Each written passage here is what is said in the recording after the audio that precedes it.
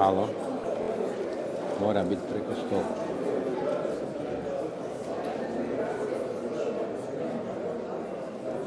100. Ima ih sada. Ima.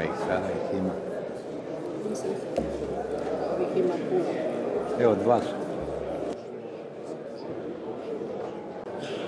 Zajedniče, za tebe postoji samo jedna manjina, jel? Ne, pa on je inače vaš.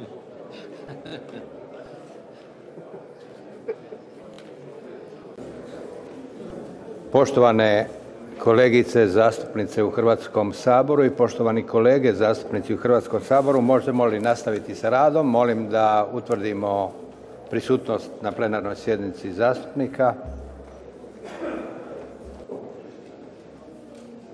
Hvala lijepa. Imamo dovoljan broj zastupnika da možemo odlučivati o svim stvarima koje smo obradili. Poštovane kolegice i poštovani kolege, sad bismo najprije da obavimo svečanu prisegu poštovane nove pravobraniteljice pučki pravobraniteljice. Dobro. Da.